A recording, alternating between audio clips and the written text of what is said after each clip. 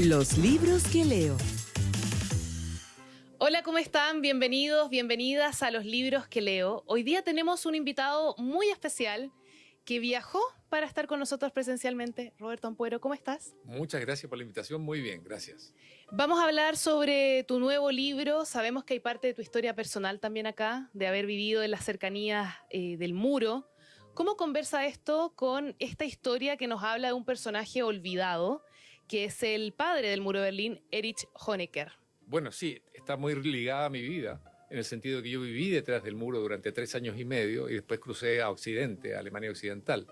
Y estando en Alemania Occidental me enviaron a informar, a reportear sobre la caída del muro y el fin de los socialismos y comunismos reales de Europa. Y con esta figura, Erich Honecker, yo viví bajo su gobierno, bajo su dictadura. Y fue un hombre que llegó a Chile hace 30 años, 31 años para ser exacto. Y hace 30 años murió en Chile. Pero es como que nadie quiere acordarse de él. Y Erich Honecker fue el último dictador de Alemania comunista y además fue el padre del muro de Berlín, responsable por lo tanto por la muerte de mucha gente. Y él vivió en Chile muy tranquilo. No fue juzgado en Alemania debido a su enfermedad y debido a su edad. Llegó a Chile, vivió en La Reina, en un condominio. Y paralelamente en Chile en ese momento teníamos a dos figuras, vamos a decir así, icónicas de la Guerra Fría. Erich Honecker, que había gobernado durante 17 años Alemania comunista hasta que fue defenestrado, y por otro lado Augusto Pinochet, que también había gobernado durante 17 años a Chile y había terminado ya su régimen. Y curiosamente esta historia desapareció prácticamente en nuestra memoria. ¿Por qué? Eso te quería preguntar, ¿por qué si es un personaje tan relevante se olvida en la historia de Chile que estuvo acá? Uno pensaría que sería al revés. Si uno tiene un personaje que marcó en la Guerra Fría, en lo que pasó en otro país que también tiene influencias en Chile, sería constantemente recordado. ¿Por qué nadie habla de él? Creo que tiene que ver con la forma en que se dio ese viaje a Chile. Honecker, como te decía, no pudo ser juzgado por su edad y por su enfermedad. Él decide venir a Chile, desecha una invitación de Cuba como comunista, él desecha irse a Cuba, como comunista desecha irse a Corea del Norte, que tenía invitaciones de esos países, y opta por venir a Chile, donde, hay que decirlo, tenía una hija casada con un chileno y con un nieto, mitad chileno por lo tanto. Ahí hay un nexo entonces. Hay un nexo y entonces él decide venir a Chile, vive, se instala en un condominio en La Reina y los últimos 2 años de su vida, 16 meses para ser exacto, los vive allí, paseando por Chile, siendo celebrado por amigos, camaradas de partido, chilenos, y se apaga. Y yo creo que se apaga y desaparece de la vida porque para un sector de la sociedad vinculado con él, por distintas razones, es muy incómodo tener en Chile a un dictador y defenderlo, cuando al mismo tiempo, recordemos, en aquel entonces estaba Pinochet vivo y para ese sector Pinochet era el dictador enemigo. Entonces esto de tener un dictador enemigo y al mismo tiempo detrás tuyo un dictador amigo y discutir sobre eso es muy contradictorio. Creo que eso incomodó a lado y lado, ¿eh? Y por lo tanto desaparece de la historia, de nuestra historia reciente. Y yo creo que es muy importante recordar que existió acá por el hecho de que fue el único país del mundo donde se dio esta situación, de que uno de los dictadores comunistas huye de su país, o en este caso sale de su país y se instala en otro país, no en el que él gobernó y donde fue juzgado. Pero también esta es una historia de amor imposible, porque en torno a Honecker surgen dos personajes importantes en esta novela, uno un chileno que había vivido en Alemania Oriental, detrás del muro, y una alemana oriental.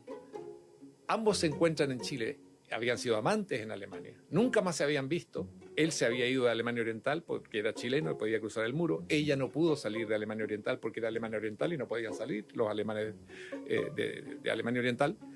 Y se encuentran en Chile. Ella ha llegado a Chile como periodista, quiere entrevistar a Honecker. Y él ha sido seleccionado como traductor de Honecker porque habla alemán. Y de pronto se encuentran ellos dos. Se encuentran ante su victimario, Erich Honecker, que ya está viejo, está defenestrado, está sin poder, está aislado, y sabe que ya nunca volverá a Berlín. O sea, es una historia que tiene un contexto histórico bien relevante, pero que gira en torno a este amor de dos personajes. Sí, un amor imposible, un amor que es interrumpido y destruido, liquidado por el muro. Y fundamentalmente, como es un muro que Honecker fue el que lo construyó, tienen ante sí al culpable de su separación. Están ante el hombre que impidió que ese amor se concretara. Y en esos casos siempre ocurre que cuando una pareja rompe debido a un tercer factor, no al de ellos, la gente se plantea, ¿cómo habría sido nuestra vida si no hubiese ocurrido esto? ¿Cómo hubiese sido nuestro amor si no hubiese habido muro? Y entonces ahí viene otro pensamiento. Ahora, estoy frente al culpable, al victimario de nuestro amor. ¿Qué ¿Hacer hacemos? algo? ¿Nos vengamos? ¿Lo perdonamos? ¿Lo olvidamos? ¿Hacemos como que nada ocurrió?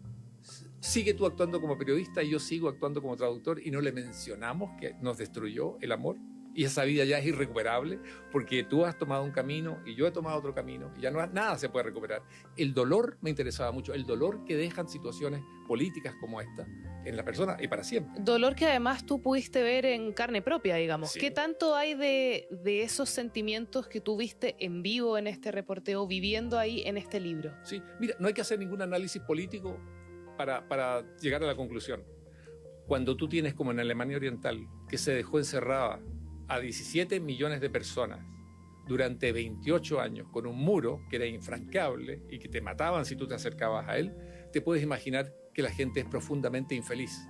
Sobre todo en un país tan pequeño, sobre todo en una Europa tan pequeña, donde tú alzabas la vista por sobre el muro y veías a Berlín Occidental y sabías que nunca podrías tocar una vereda, una vitrina, un café de Berlín Occidental hasta que no cumplieras 65 años, hasta que no hubieses jubilado.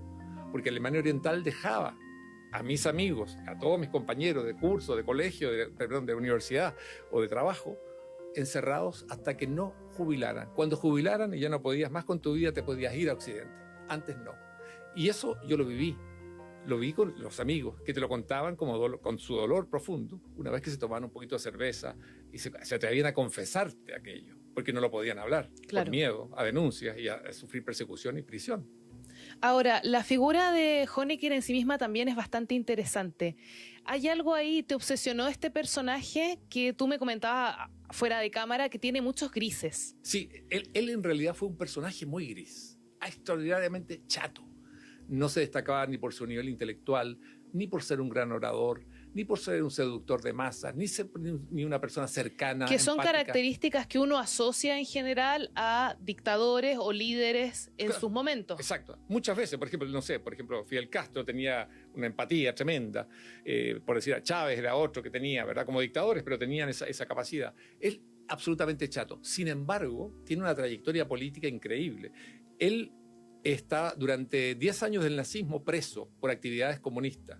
Se enamora de la guardiana nazi, establece una relación de amor con ella.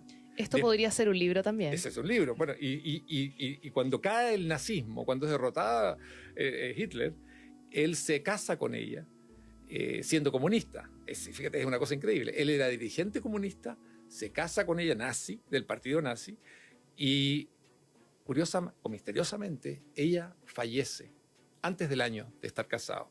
Cosa que le resuelve el camino a él, porque era muy criticado por el hecho de haberse casado con una mujer nazi. No era un buen ejemplo, menos aún en Alemania comunista.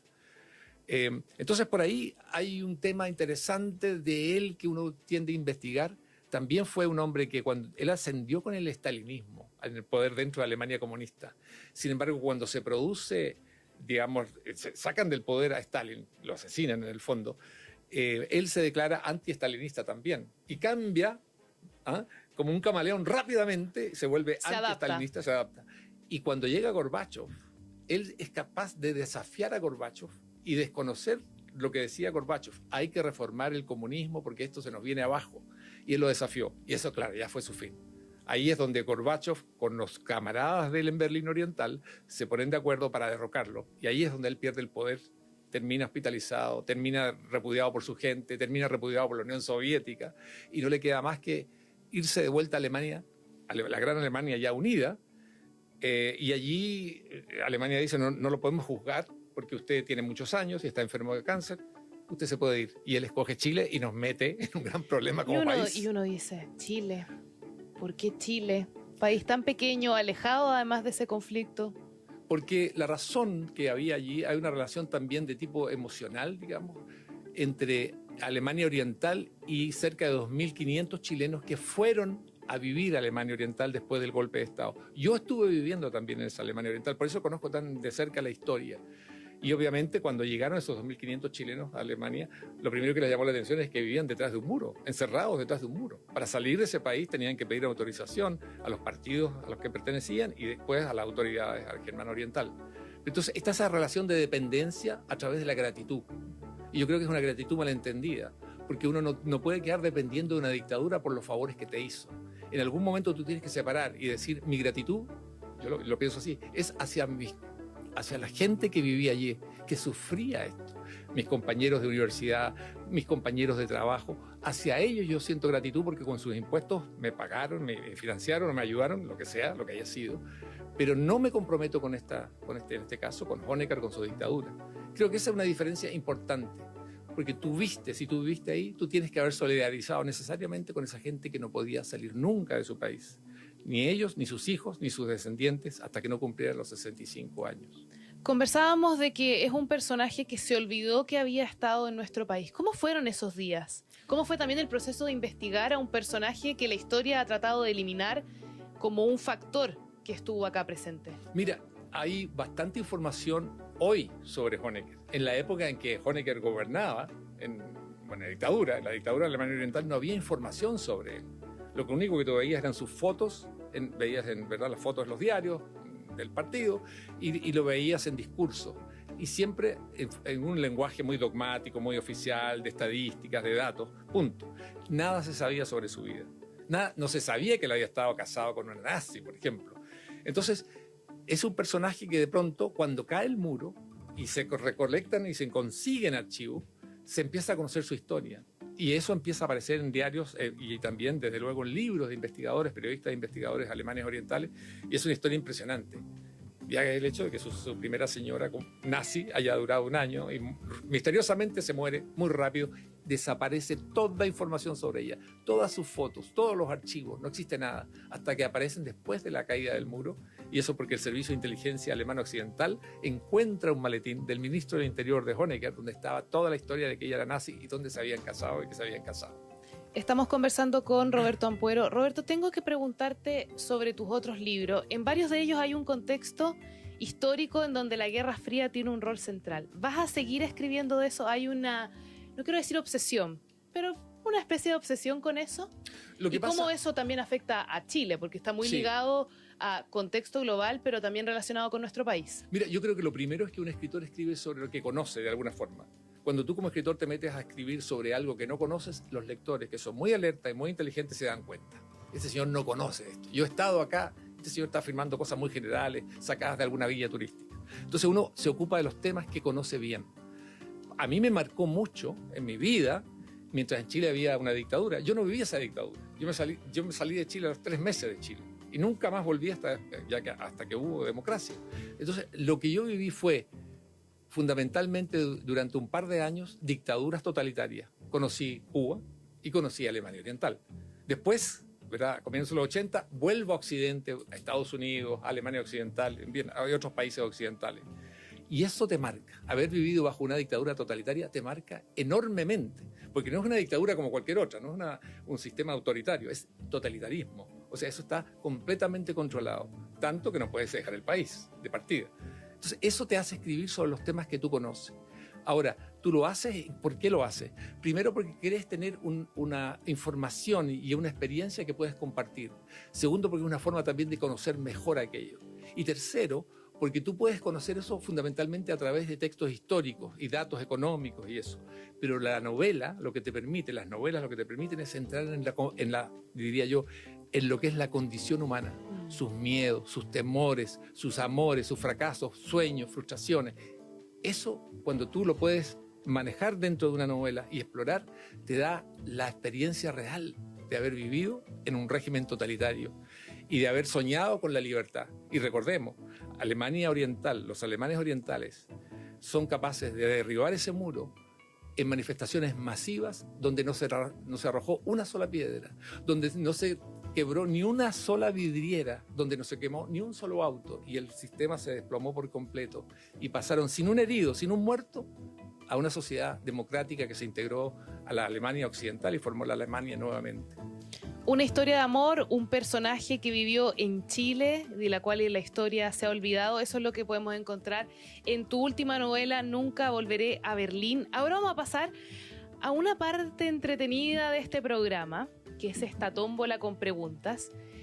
Y la quiero inaugurar, Roberto, con una pregunta rápida. ¿Escritor o político? Si tuvieses que elegir Escritor, un solo rol. Escritor, absolutamente. Absolutamente. Y ya estoy de vuelta en la escritura. Es que mira, los políticos están en la actividad para dar soluciones, para dar respuestas, para mostrar camino. La literatura lo que hace, la novela lo que hace, es hacer preguntas. No da soluciones, no da recetas. Te plantea inquietudes, te plantea la condición humana, te plantea preguntas y lo plantea la sociedad. A mí, yo me siento profundamente escritor y estoy muy feliz de haber vuelto a la literatura y a escribir. Cada día, cada mañana, comienzo mi mañana, 6 de la mañana, escribiendo. ¿Y volver al mundo político está dentro de tus planes? No. Yo creo que son nuevas generaciones, el país está ante nuevos retos, son las nuevas generaciones que deben asumir su responsabilidad y definir qué país quieren tener, porque yo ya estaré lejos de esto y de este país y de este mundo cuando se vean los resultados que logren las actuales generaciones. Vamos a pasar entonces a nuestra tómbola, no sé si alcanzas. Sí, aquí alcanzo y voy a... uno, ¿verdad? Sí, una pregunta. Y te lo paso a ti. No, léela tú, Ya. vamos. Vamos a ver. Vamos a ver qué dice nuestra primera pregunta de la tómbola. ¿Prestar o no prestar libros? Buena pregunta. Presto libros y no los recibo de vuelta. Qué terrible esa situación, que yo creo que todo lector lo ha vivido. Sí, mira, pero te voy a decir, yo sé, por ejemplo, que en Cuba, yo tengo una novela de memoria que se llama Nuestros años verde olivo, que está prohibida en Cuba y circula mucho en Cuba. ¿Y cómo se circula? Prestándose, porque está prohibida. Y en ese sentido, yo siempre que puedo hablar con cubanos, donde sea que estén, les digo, préstalo, porque hay mucha gente que lo quiere leer. Así que bajo ciertas condiciones es mejor prestarlo y que el mensaje siga caminando. ¿Hay algún libro que hayas prestado y hasta el día de hoy digas por qué lo hice? Sí, varios. Sé por qué lo hice, pero la pregunta es ¿por qué no volvió a mí? Y da como un poco de vergüenza pedirlo de vuelta, ¿no? Lo que pasa es que siempre te dicen, ya te lo voy a traer. Y de pronto el otro se muere, o se muere uno, ¿verdad? Y no llegó el libro. Entonces eso es un poco complicado. Pero bueno, sí. Dicen que el que roba un libro, ¿verdad? Tiene 100 años también de perdón. No sé. Vamos a evaluarlo. ¿Me he sentido tentado alguna vez, cuando joven, a llevarme un libro a la librería? Sí. ¿Lo hice? No. Nunca, de verdad. Pasemos a Otra. una siguiente pregunta. Aquí encontré algo. A ver qué dice esto. Comida favorita, sushi. Nigiri. Japonés. Otra. Lo más raro que te ha pasado en una firma de libros. Lo más raro que me ha pasado es una persona que un día, yo firmando libros, está en la fila, yo firmo libro, me da el nombre de Fidel Castro Ruz. Y estaba presentando Nuestros años verde olivo, que trata de mi experiencia en Cuba. Y yo le digo, ¿cómo? Y el tipo de corbata, sí, me dice, con acento cubano, sí, para Fidel Castro Ruz.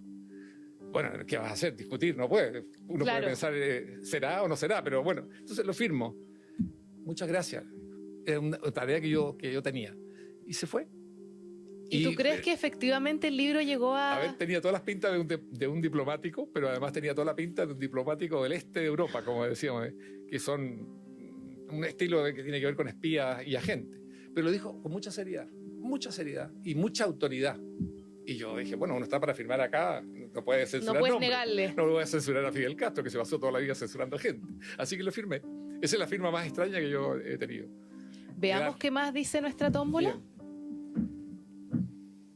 Acá tengo, mira, acá una de ellas se va al agua. Ya, a ver acá, ¿qué dice esta? Si no fueras ni escritora ni docente, ¿qué harías? ¿Qué haría yo? Yo creo que sería un feliz jardinero.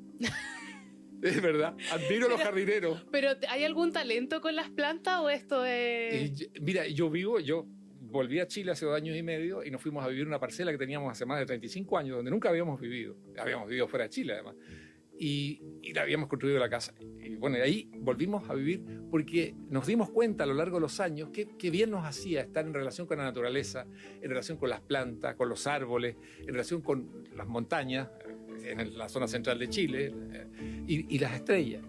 Pero lo que más me ha fascinado siempre es observar a los jardineros, porque tienen en todas partes, lo he visto en todos los países donde he vivido, una cierta calma, que yo creo que se la transmiten las plantas, desde luego. Puede ser y igual. una actitud hacia la estética, lo bello, y una capacidad para darse cuenta de algo en lo que yo no creía, que uno percibe el lenguaje de las plantas, en el sentido cuando están un poquito agotadas, cuando se sienten bien, esa cosa tan rara, esto de que en ese rincón se siente mejor esta planta, en este no, hay que moverla. ¿Y tú tienes esa sensibilidad? No la tengo tan desarrollada como en mi señora, como Ana Lucrecia, pero sí, yo a mi madre, cuando era niño, yo le escuché decir, a las plantas hay que hablarle. Me pareció que no estaba bien. Yo les hablo a mis plantas. Bueno, pero yo no decía, no puede ser. Y hay que ponerle música, buena música, pues les hace bien y crecen mejor. Y estoy convencido de que mi madre tenía razón. ¿Qué música le pondría Roberto Ampuero a sus plantas? Yo le pondría, bueno, lo que hago es que pongo música clásica, en lo posible violín, no piano, porque me parece un poco duro, pero el violín, la música barroca, Vivaldi, por ejemplo, le viene muy bien. Siento que le hace bien, fundamentalmente eso. Y sobre todo cuerdas, cuarteto de cuerdas, bien. Pues Beethoven, Bach, lo que quieran, Mozart. ¿Y para escribir, por ejemplo? ¿Eres un escritor que es en silencio, con música? Mira, yo he escrito bastante sin música, pero también harto con música. Y depende de qué estoy escribiendo. Por ejemplo, yo escribí una novela que se llama Boleros en La Habana. Imagínate qué música tenía atrás, porque me hacía muy bien y me llevaba al aire tibio, caliente, húmedo. Me transportaba de La Habana. Entonces, y en otros momentos, por ejemplo, tengo una novela que transcurre en Los Amantes de Estocolmo, y para mí es muy, muy importante escuchar música que estuviera de alguna u otra forma de la zona del Báltico, que tuviera esa gravedad de la música del Báltico. Entonces, depende de lo que estés. Y depende si estás con personajes de pronto en un café o en algún lugar más tranquilo o quizás medio romántico, puedes necesitar algo de música de jazz o un buen Coleman Hawkins, por ejemplo. Y, ¿por qué no? Pero no siempre estoy escuchando música. Pero sí la música me transporta, me impulsa, me da sentimientos, sensibilidad distinta, igual que la lluvia o el paisaje, depende de cómo esté el tiempo. Te trae estados de ánimo que es interesante llevarlos a un capítulo, a una novela. Porque la persona que lee, y cuando uno lee una novela, no solamente escucha lo que dicen los personajes, sino que también sabe o quiere sentir que tiene una vida interior, más sensible ante ciertas cosas que ante otras, ante la música a lo mejor, ante la luz, en la noche, ¿verdad? Hay gente que se siente mucho mejor de noche que de día. Yo soy un escritor de 6 de la mañana todos los días comienzo. Wow. Y termino muy temprano también. Nos queda tiempo para una última pregunta de nuestra tómbola. Vamos a ver la última pregunta. Aquí salió. Mira, vamos a ver qué dice. El libro más aburrido. Qué tremendo. En realidad nunca me ha aburrido ningún libro. ¿De verdad? No. Nunca me ha costado leer. Hasta acá llegamos. Eso sí me ha pasado. Me ha pasado. Pero, a ver, y los que recuerdo, he vuelto a ellos y los he podido avanzar y leerlos. No siempre hasta el final.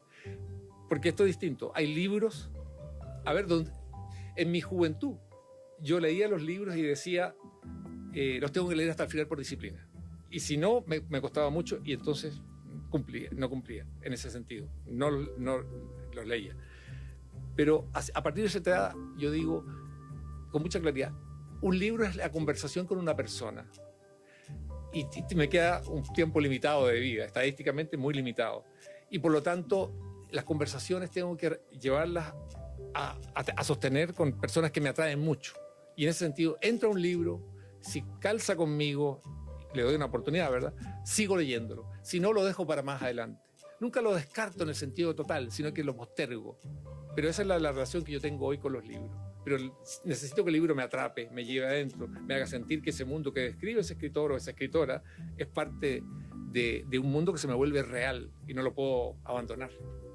Bien, se nos acabó el tiempo, Roberto Ampuero. Un placer tenerte en Los Libros que Leo con tu última novela. ¿Va a haber firma de libros? para que los lectores puedan reencontrarse contigo? Sí, bueno, hay muchas firmas de libros también en América Latina, después en Europa.